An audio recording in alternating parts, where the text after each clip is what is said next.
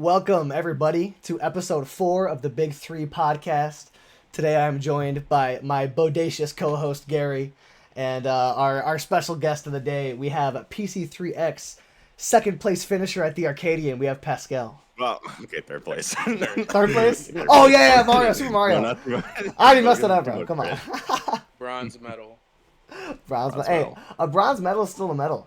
It's still on the podium, yeah. Right. Yeah, definitely. I can't imagine you were expecting to medal at all, or were your expectations higher than your seed? So I never check my seed. That's the fun thing. Mm. No matter what bracket I enter ever, never check my seed, because if it's high, could be a little bit of extra pressure, unneeded pressure to perform well. Competing is already stressful enough as it is, so if you think you're seated a little too high, it might be like, oh crap. But if you're seated lower than you think you should be, sure, you take that as a slight for a second, but I like that feeling of just like really wanting to prove people wrong. So Yeah. So if anything, you'd rather be underseeded than overseeded? yeah, absolutely. Okay. Me too. Okay. Yeah, I hate unless it's like a super local feel. Like I don't know, like I go there every week kind of thing. I usually want to be underseeded, and then I could feel like I make the upset. Yeah.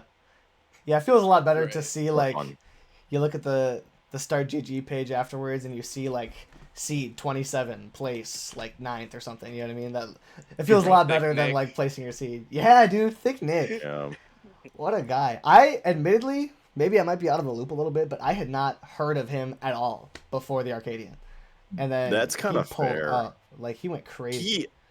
I mean, unless you can remember something else, Pascal. I mean, this is his best tournament run like ever by far. Mhm. So I can't remember a specific performance. Yeah, I agree with you, Gary, but I wasn't necessarily. I was surprised to see him just like top 8 so effortlessly. Yeah, he was making people look barely foolish.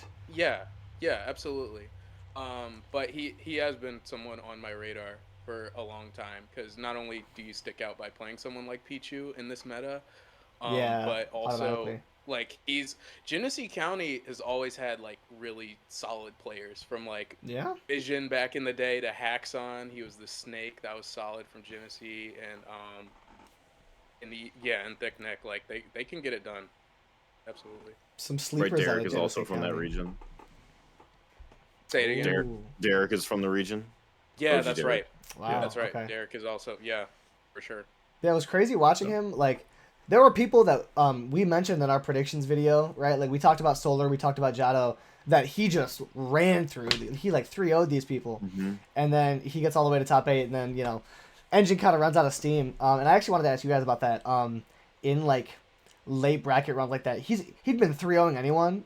Do you think that he ran out of steam a little bit, or do you think it was just tough matchups for him running into both Avian and Triscuit in top 8? Go ahead, Pascal. I'm gonna say tough matchup for sure. Yeah.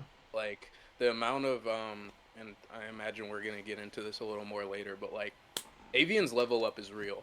Like Yeah. it's absolutely real, and you're playing Pichu into Min. Like I think if anything, he was probably feeling more fired up in like winners semis. Was that semis? Or Yeah. quarters? Yeah, we're in semi. Yeah, and semis, like having 3-0'd everyone, I think you're even more fired up at that point. Like, Yeah, just more feeling energy. unstoppable. So I definitely think Avian just kind of shut him down. For sure. Yeah, Avian's run was like scary. Like he looked unbeatable that Yeah. day. No one touched him. I mean, One Avian. game dropped. Yeah, one game dropped. One Yeah. game. To Kovu. Kobe, Yeah, yep. and it was Sokovu, you know. Yeah. Like The that was rare I- for him. I think, I mean, Avian's very composed, and he has a good understanding about like what he has to do to win. Clearly. And he also plays a game plan and enough like variations on his game plan that it works for every character, even if he's never seen a Pichu like Thick Nick playing that hot ever before. Yeah. The way that he plays and his variations on his game plan are good enough to work around the Thick Nick just chain. And I don't Yeah. think the matchup's bad. I actually would assume that. I guess I don't really know. I've never played it on either side, but I would assume Pichu does okay. Likewise. The hardest part being getting edge guarded and just dying really early in general. Yeah. But I think Pichu probably has good enough things in neutral, good enough things in advantage. T-Jolt is probably a really good way to snipe, as well as forward air, also a really good way to edge guard Min. So I can see the matchup being okay, but I mean, Avian just looked like he was ready for it. So ready.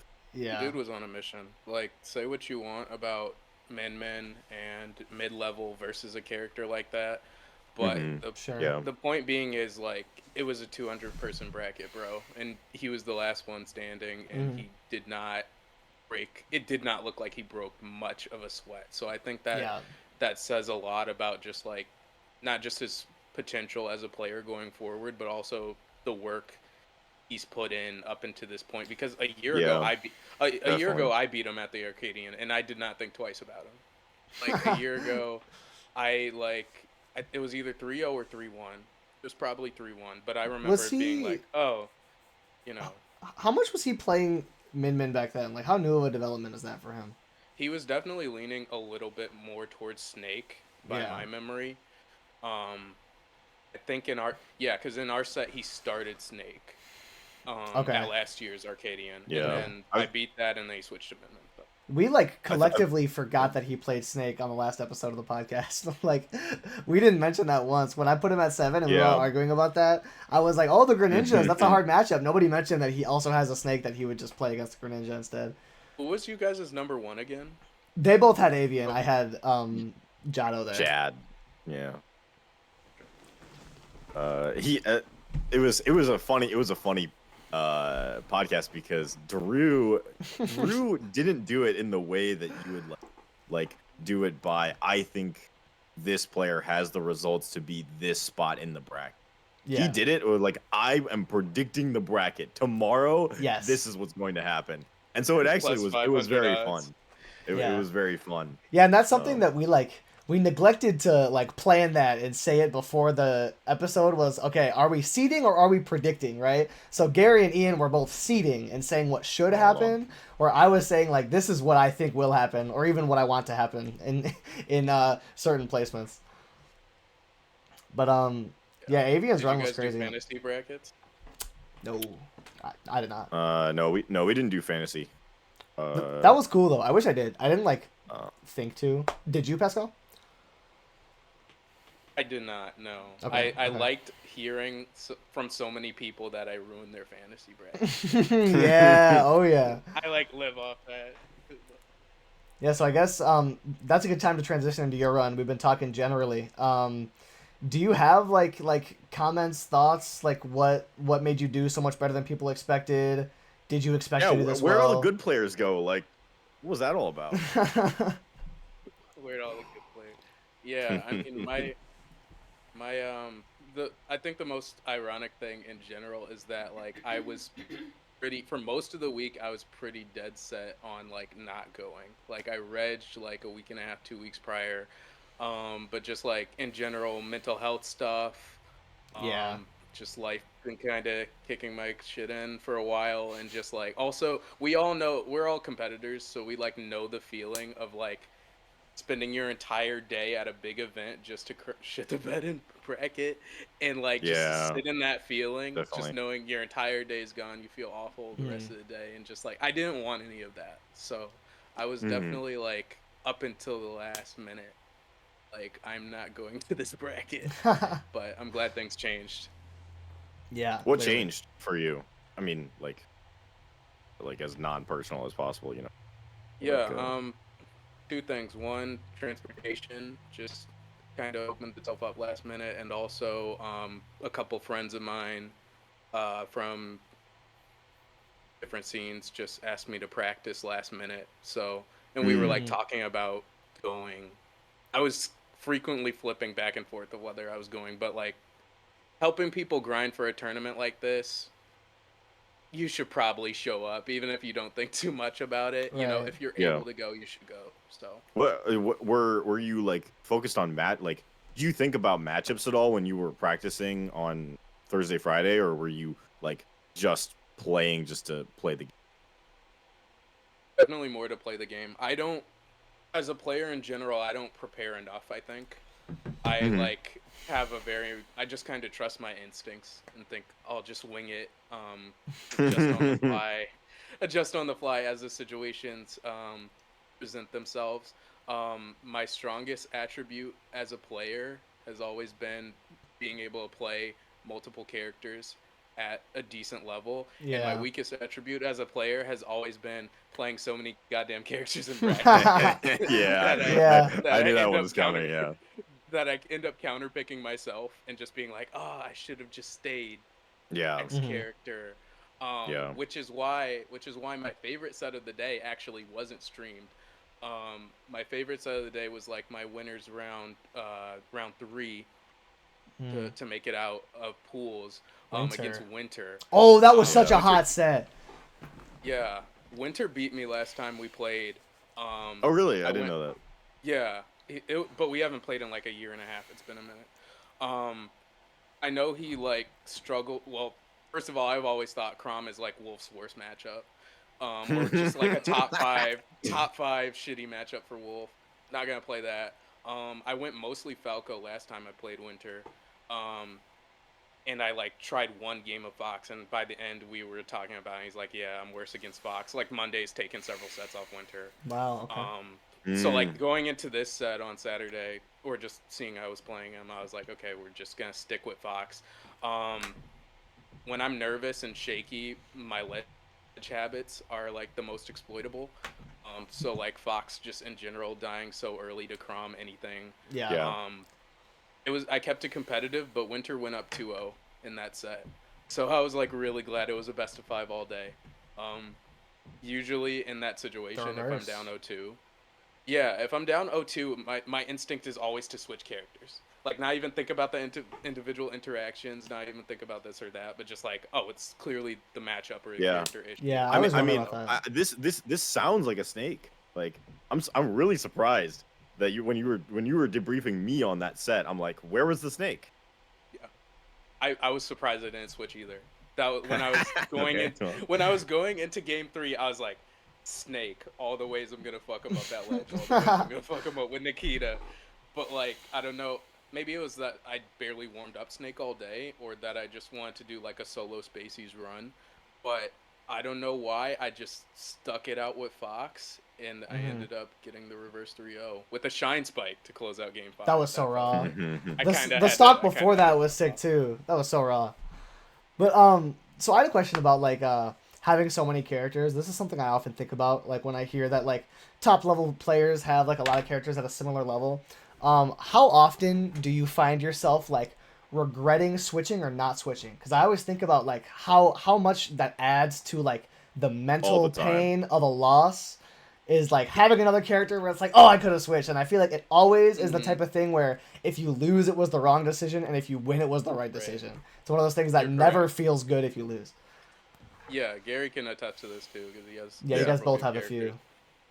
Yeah, it's such a. You're right. It's such a damned if I do, damned if I don't scenario. Because for sure. Yeah, you just end up second guessing yourself like all the time.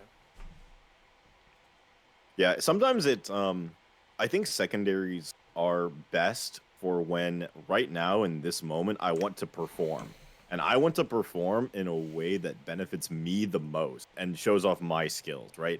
Because I don't have skills, like if I think of like my skill set, it's not very focused in like what does Wolf do in situation X versus character, right? Yeah, it's like what do I like do? what are general ideas about what this character is weak against, and what are general ideas that my character can like abuse those weaknesses. And sometimes like I'll be playing a set and I'll be like, oh man, if I was playing Diddy Kong right now, I could ignore these situations entirely and throw banana from halfway across this kind of thing. That's like sort of what's going on in my mind. Or when I played Mario, it was like, right, I don't have to, I can explode this opponent. Like it went like I remember playing like Wolf versus Boku, and like I just like couldn't. I just like would hit him once and he just wouldn't take as much damage or wouldn't die like I wanted him to. Sure. I'm like, oh, if I just played Mario right now, like like he would be exploding in all these situations. So that's like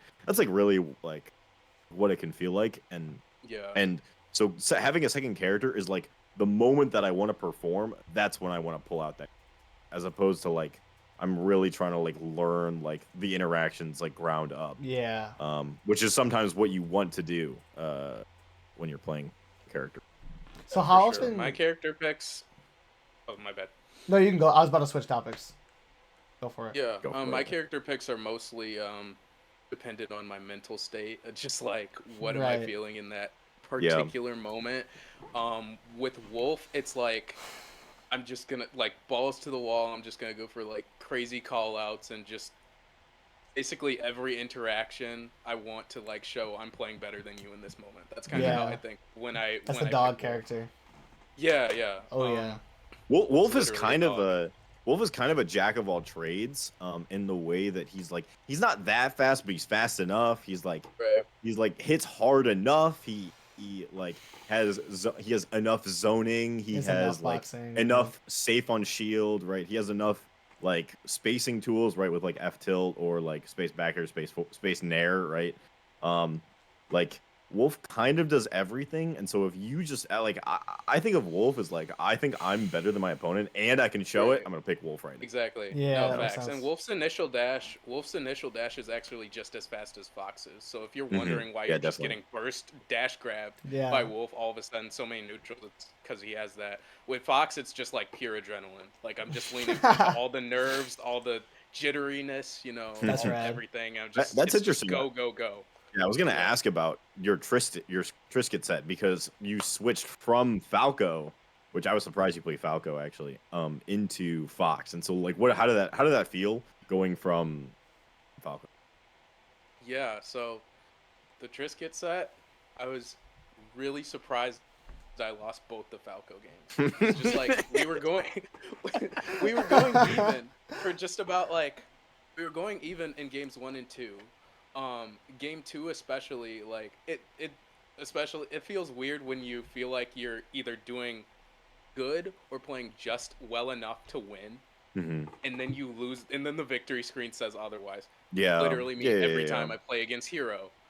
You're For just sure, like, for when sure. did I get outplayed? I don't feel like I ever got outplayed. Yeah, or you lose your third Yeah. stock and you see the kill screen zoom in and you're like, wait a minute, I thought I had 2 left. It like happens way quicker Yeah. than you thought it would. Right. So I wasn't expecting to lose the Falco games. I lost game 2. He just did triple fair to start off. Yeah. He just did dash Yeah, attack I triple remember that, I fair. remember that. I'm like, okay, I didn't hit a button. I tried to do the good player thing. and Yeah. not hit a button I right saw away, you but he holding out, not hitting a button. Yeah. Yeah, he just went for it, and I was like, okay, crap. But I still brought it back. I knew the like second to last interaction, I was willing to bet everything that he would neutral get up. He did, and I went for down smash instead of up smash. I go for up smash as Falco in that situation all the time because it's 2 hits. If the first hit is Lasts slightly longer, yeah. mistimed, the second hit will kill you. So I like always go for up smash, but maybe it was just bracket nerves or something like that. I went for a down smash call out on the neutral get up. I miss it. He gets like Bell F smash. So Yeah.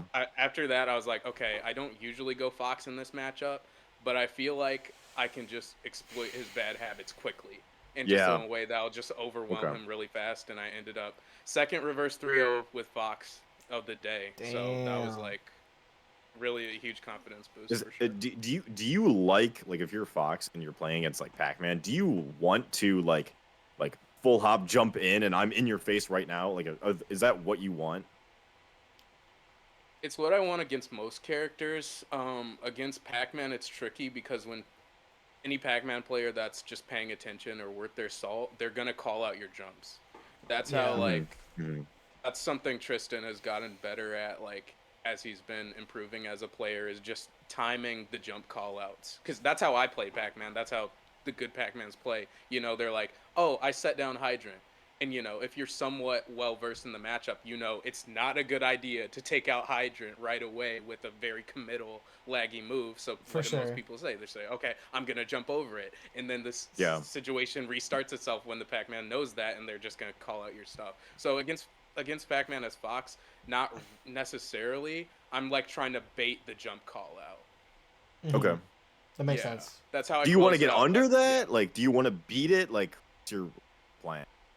If he's landing, if Pac-Man's landing with Hydrant, he has a good amount of lag before he can air dodge or attack or do anything. So he's landing, he drops Hydrant. There's probably 10 frames or less, but there is a window where you can hit Pac-Man having just freshly dropped the Hydrant trying to land.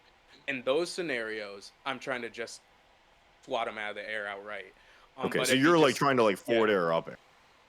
So you're like Fox forward air. Or back air. Or back air, you know, just depending on positioning. If he just sets Hydrant up on the ground straight up, then I stand there for a second and wait for the jump call out of him swinging with fair or back air, and then I punish that. So like, that's how. But you're like getting under him. Yeah.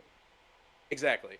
Most of the time. So like that's how I closed out game 4 on FD, where he had like the momentum for most of that game. It was last stock, last hit, tension really high, nerves really high. But I just waited a second for him to go for a full hop jump call out with back air, because that's the play I went for all the time when I play Pac-Man. Right. And he full hop back airs, I don't jump, and I just up smash him for it. So like that's how that went. So that also reminded me, I was going to ask you, how often do you find yourself switching mid-set and having it work? Because I feel like at most levels, the amount of times I've seen someone lose game 1 and 2 and then switch and then lose game 3 even harder, it happens a lot. So I wonder about your success rate with that. It's really hard to say. Obviously, I don't necessarily keep track of it. I don't have a. Maybe I should.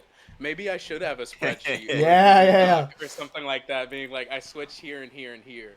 And these times it doesn't work out.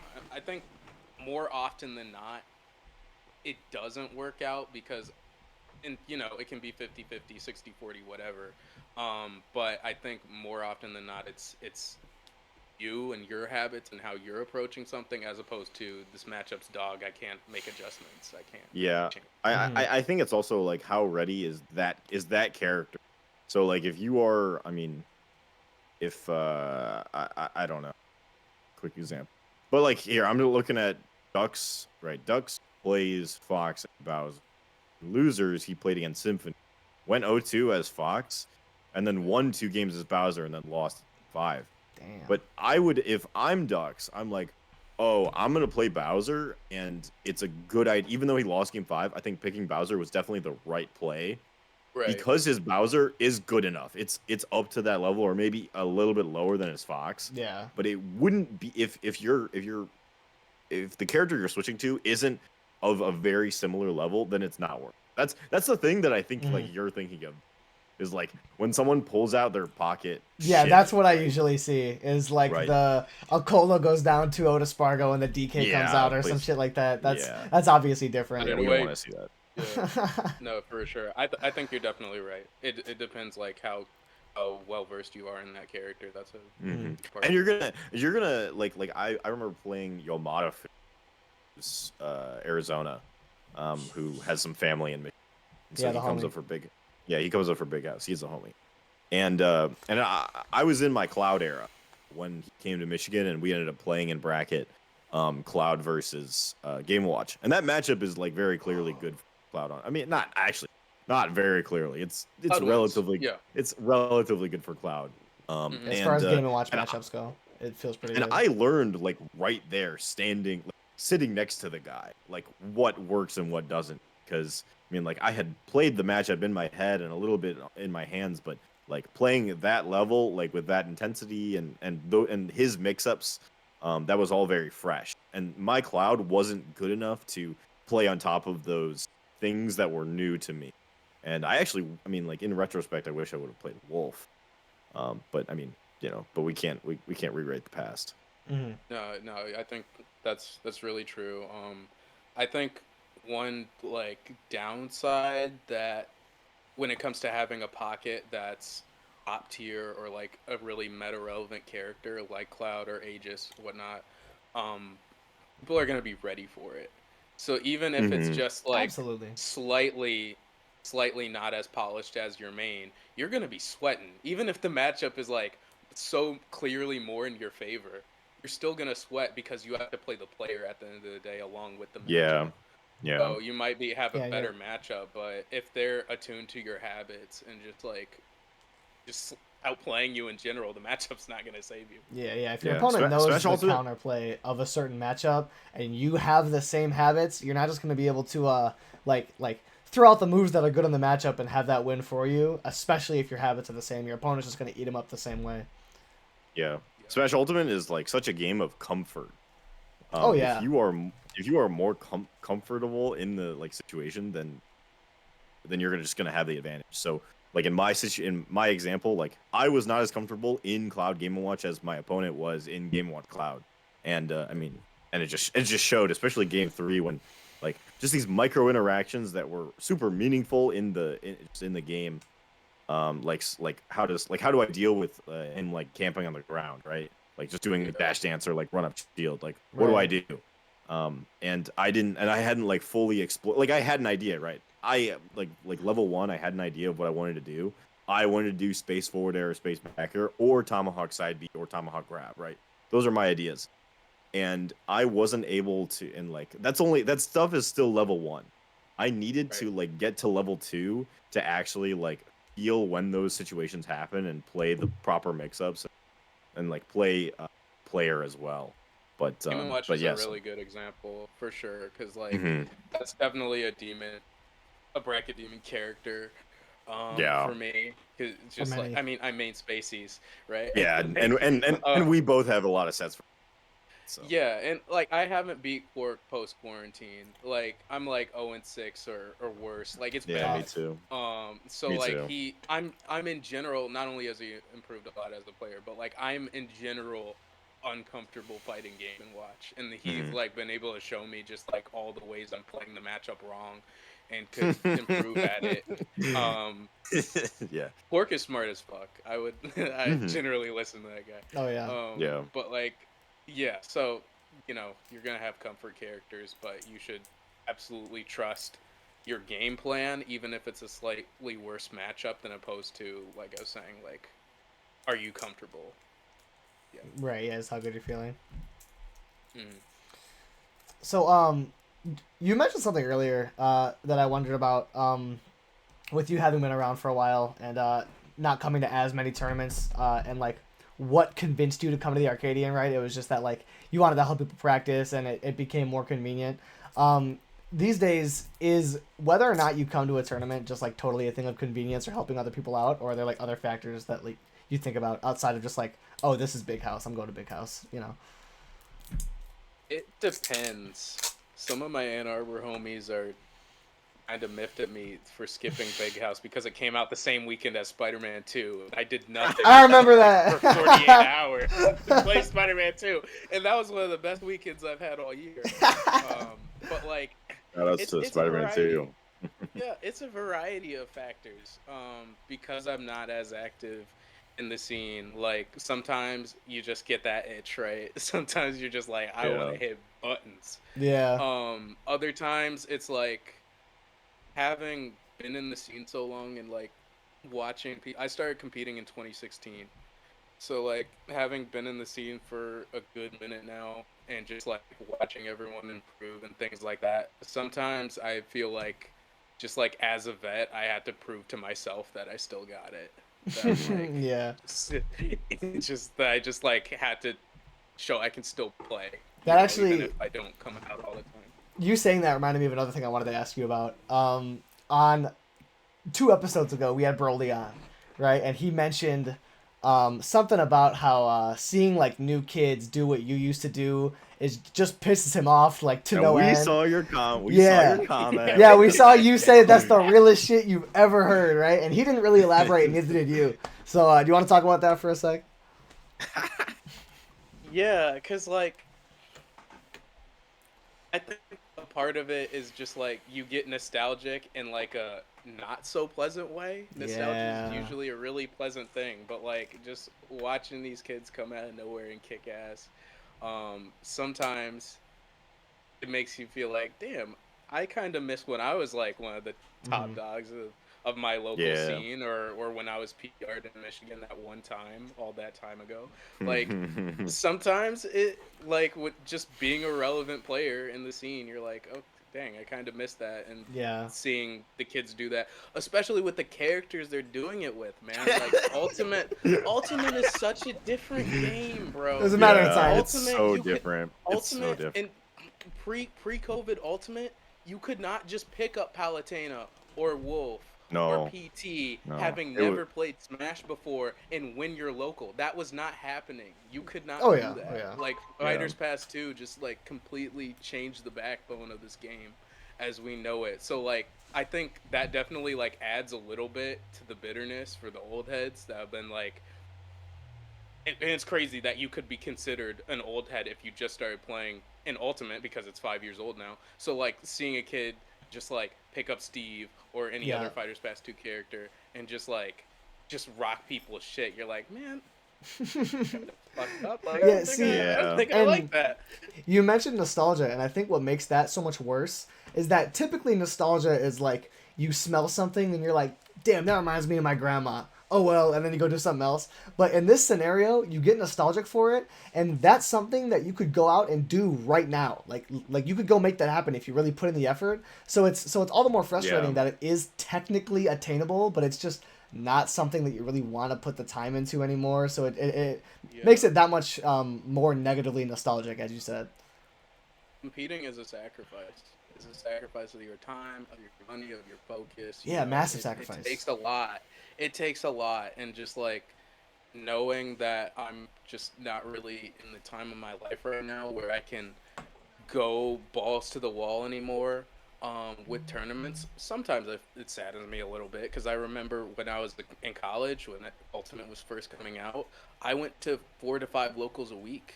It was, I treated it like my part-time job. Like the Yeah. game for a while, for a good minute there, the game like was a good mental health distraction from like my biggest problems and like and my depression and stuff like that. For Like sure. just being able to have a social outlet, playing a game you were learning and grinding with your friends and really enjoying that. I love that time. Like I just generally like miss that time in my life sometimes. So you have to know when to pump the brakes a little bit. Yeah. wow. No, I like that. It's Wow.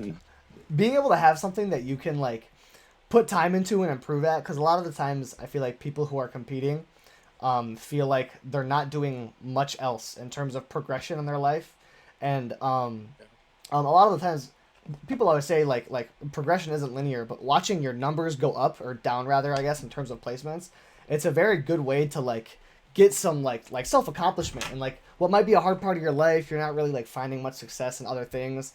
Watching your placements go from like consistent, like 25th to top 8s or at locals is a Yeah. really good way to like keep yourself feeling like you're growing and progressing. The skill, I'm gonna sort of go on a tangent, but Do it. the skill of like improving is very relevant to anything, right? Like you can improve at chess, you can improve at boxing, you can improve at Smash Bros, you can improve at Rocket League, you can improve at math, you can improve at like writing, you can improve at like basically anything, and like that being a skill is very important. I think the thing that like is extra frustrating about now more than like I mean obviously it's normal because we're getting older, we have different things in life that are important to us, etc., etc. But like now it feels exemplified because of Fighters Pass 2, and it feels like these kids aren't doing the normal stages of improvement, right? It's like Right. it's like you go to your first local, you go 0-2, you get washed, you grind, you grind, and maybe you get a good win, maybe you get a couple good wins, and then you start doing well at your locals. It feels like that they're like jumping some hurdles, and you can see and again it's like the Fighters Pass 2, you can see it in their gameplay, and this also doesn't only apply to Fighters Pass. I see like Of course. I see like Yeah. I see like Smash Bros more than like math or whatever. Like you can skip some fundamentals of sports and still, Hell right? yeah, you can. Yeah, Have you right. seen Steve? Well, dude, no, Sometimes you just learn how to fast fall and yeah. then be the number one Okay. player in No. the state. Like it happens. Yeah, and like I don't know, and I also think of like Bowser Jr. or like Jigglypuff, like not even like characters that have been in Smash Bros for a decent amount of time, like they're still like super cheesy, and you can get away with some stuff that like couldn't have gotten away with if you're playing Palutena, and that's just I mean Really, yeah. you know Sorry, I that, didn't mean to cut you that's off. just so different from like if I think about like improving in chess, you cannot like you can't be like like so much better at one of the like one part of chess and have other parts of it like weaken it, like really weak. Yeah, you can't just be good at end games and really win a well tournament. rounded. Yeah, Right. like and that's part of what makes playing Smash feel so different is that you play players that like have put all of their eggs into one basket and it's working. And so it feels very different. It feels very non-linear compared to something as like linear as like chess or games with one character, like Rocket League or CS:GO, right? It feels much more linear in those games than it. Yeah, and it's also a tangent thing over. of I completely agree. there are so many examples that you talked about of like seeing people skip like phases of improvement where like you don't have to do the whole go to 10 locals and go 0-2 at all of them, right? There are plenty of people who not only skip that level, but if you look at like for example, this is the thing that I've seen a lot of people get like frustrated about looking back and like thinking of how they had to improve. If you look at Akola's first page on PG Stats, his worst placement is second at a major, losing to Yoshidora twice on his first stage of PG Stats, right? Where almost everybody else, you go to PG Stats, you look at their first tournaments, it's 0-2, 0-2, Right. 0-2, 1-2, 1-2, 0-2, 0-2, right? Where He just found a character that clicked with him, you know? Yeah. right. And and you know, and that's just how Smash Bros works as opposed to like I said Rocket League or CS:GO. Like you can excel in weird corner aspects of the game and you don't have to learn the whole thing. So, you know, for better or for worse, that's just how it goes. I really like that that part of your tangent about putting all your eggs in one basket, skipping steps, different things like that. I really wanted to bring that up again because when people ask me like why don't I play Pac-Man anymore, a big part of that is because towards the end of like my run as a Pac-Man main, like Frostbite 2020, like the last major for me before COVID, I was able to tangentially see, like going to majors, money matching top players, people and stuff like that. I was able to see the exact interactions where I had been coasting off matchup and experience. Yeah. I'm not gonna say like I was just carried by Pac-Man because that's the point in my life where I grinded the game the hardest, and I do believe I earned my results. But at the same time, the longer I played, just like relied on Pac-Man specific things, I was like, I am missing out on so many different layers of just like general Smash fundies that I just like kind of want to get better at. And so I started playing other characters, and I'm like convinced to this day, like if I would have started out being serious about someone like Wolf or Roy or Joker or something like that, I think I would be a better player in the long haul. Yeah. Yeah. So and you probably would only be a better player by results. Like you probably wouldn't have like when I was talking about the seeding for the Arcadian, and I put you in my top 15 for as you were the only one that did. I was for like, season the he's a Arcadian. homie. The thing that I said that is your strength in tournaments in general and also just playing in general is that you have the most holistic understanding of any one of the 200 players that entered yesterday or on Saturday, right? For you sure. know the most about Smash Bros. As a series, and what characters can and cannot do, and like the holistic understanding of it, than any other character, than any other player, I should. And like that's something that you can only get by playing this game against so many different people for so long. And just, Yeah, it also doesn't go away. Like that's not something that like you stop playing for a while and it slips away from you. That like that type of consistency and understanding of what to do across all scenarios as any character against any character, it doesn't really fade, you know, kind of like riding a bike. get back on it. And we saw examples of that with you, and I think superhero Cody Carl got like 17th or whatever. He did very well. So there were a few good examples of that holistic understanding being enough to make like good enough runs and have good enough performances. Hopefully I add Min to that holistic understanding. That's one of the that character's something else. That's one of the few characters I'm just like, it doesn't matter who's behind the sticks. I'm probably statistically going to lose this set. Sure. Just because it's characters that fundamentally change and make you shift so much of your holistic understanding of Smash Bros.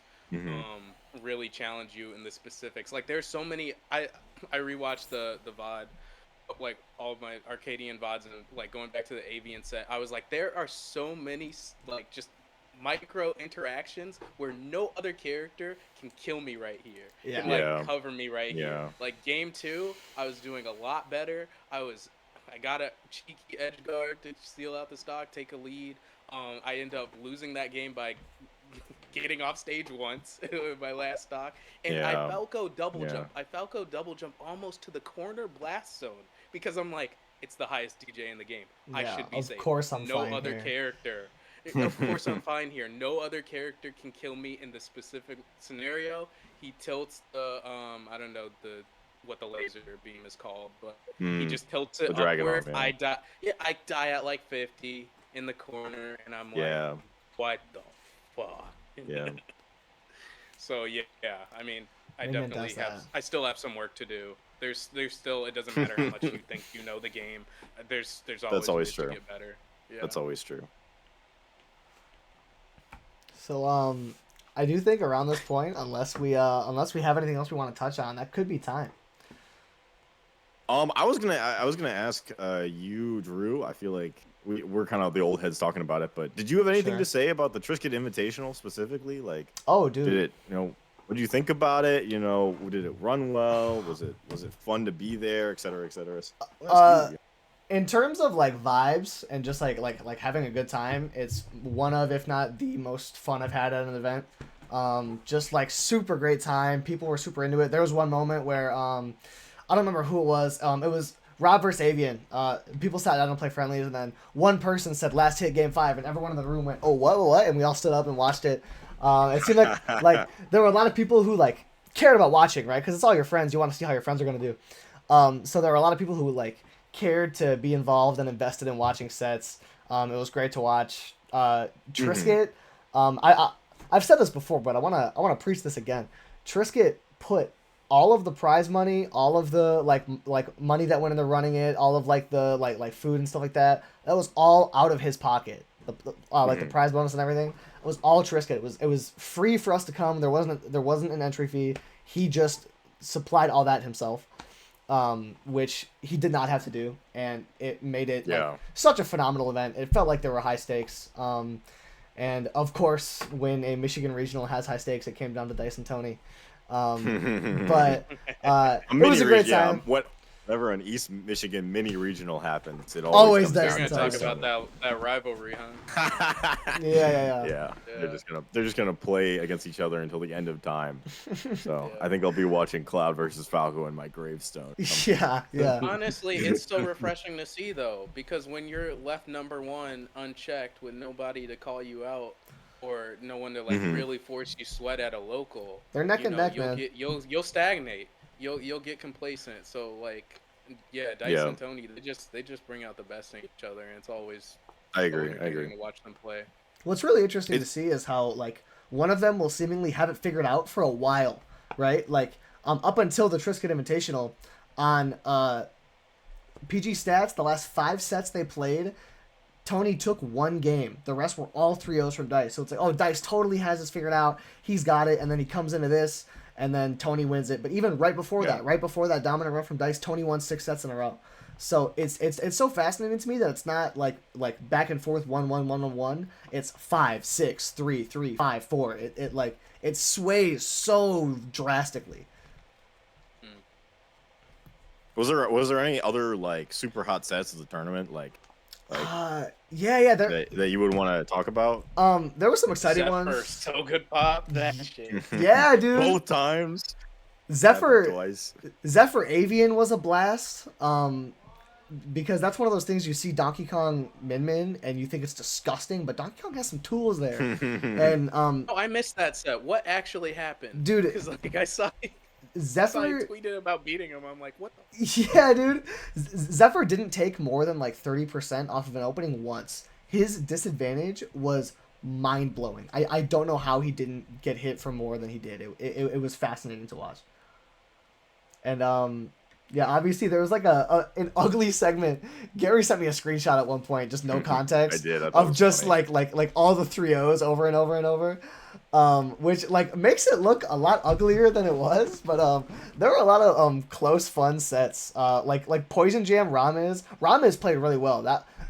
That was one player that really impressed me that day was how well Ramez played. For such a newer player, Ramez's composure is really impressive. Yes. Like he doesn't really fold. Not to say he doesn't make like mistakes or whatever in last hit scenarios, but he's generally like, I still got this. Yeah. Just stay locked in. Don't panic. Like he always goes for the correct play, and that's like really rare to see for a newer player. Oh, He hasn't also been playing for a couple years, but like generally, like relatively. one thing at this tournament that I wanted to call out for my own bias is Cal 3-0ing Triscuit was so surprising to me. He, in the past, has been pretty terrible against Pac-Man. He's had a lot of troubles against he beat Straw Hat Kid. But yeah, Straw then Hat Kid, at the most recent movement, he beat Straw Hat Kid, and then the next day he beat Triscuit. And that's just another example of what I was talking about earlier. It's so fascinating to me watching people figure out a matchup to an extent where they just look dominant for a while. After it used to be so bad and maybe back and forth, just one person overcoming and pushing forward is so fascinating. I think that sort of stuff is interesting because, like, I mean, Triscuit and Straw Hat Kid could not play more differently, you know? Yeah. Like maybe see Caleb and Triscuit could play. Maybe they could be more different, but just the pace control that Straw Hat Kid does, and he makes his game plan so centered around putting down Hydrant, right? The whole thing is like, Hydrant is right here. What are you going to do about it? And like, he's obviously really good at that. And then Triscuit is very different, right? Triscuit is very like, I'm swinging first. So it like playing those two like back to back, not back to back, but within a 24 hours, it was like, it's impressive. It's Yeah, impressive. and doing just as well in both of them. Like regardless of play style, he like figured out something about just like the way the character is, and it just worked. It's fascinating. Yeah, it's so funny, just like how, like you were saying, Gary, the different flavors of Pac-Man, so to speak. You know, like you play Straw Hat Kid, and you're like, damn, this character can time me out like this. Like this is almost Sonic level of, you are not going to touch me until the clock says 0. And then you play Tristan, and it's like, damn, this character has buttons like this. Damn, like I'm kidding. we're scrapping right now. What the hell? We're scrapping right now. F Smash goes crazy. He did give me with the quadruple spot dodge. F Smash. I actually think I just thought about this. My hottest moment of the day at the Triscuit Invitational. For those of you that didn't see this, maybe go back in the VOD and watch it. Triscuit taking a game over Dice in like the rawest fashion possible. Like he's down by a whole stock, makes this crazy comeback. Last stock he's down by a lot. He gets like just a sick couple of disadvantage reads, 0 to death sim, and like that was like pretty early in the day, so everyone is still standing around like pretty involved in bracket. So we're all watching the screen, and the venue goes nuts. It was, and by the venue I mean his basement, but we go nuts. It was loud. It was loud in there. It was fun. That's sick. Oh yeah. Yeah, I mean, I think that was I think my like kind of wrap up for myself, I guess, is I think Smash Ultimate for East Michigan, like Southeast Michigan, it's in a good spot. I definitely think like Smash Ultimate is in a good spot. We have like Anthony versus Dice at top level. We have, I mean, like Zephyr, Avian being like great players that are on the up and up kind of thing, as well as Robbie. And I think brackets for the most part are interesting. I agree, man. It sucks that we don't have some more people approaching, but it's okay. But it's so unpredictable. It like is, just yeah. seeding a bracket, participating in it. I definitely agree with you that the scene is in a pretty good place. I'm so impressed with our scene post COVID, just like especially at a mid level, because not only is the grind stronger than ever, the dedication, but the mentality. I think when I generally talk to people that are like consistently going 2-2 or like slightly worse, they are still committed to it. Like they might get discouraged for a while, but they're like, okay, I'm gonna take this as fuel, and that leads to improvement. And there are so many players, dude. There's so many players, specifically at mid level, that I'm like, dude, you're like a breakout tournament away from just popping the fuck off. Yeah, man. like Yeah. so many. Like 3 off the top of my head that I think of are like Ramiz,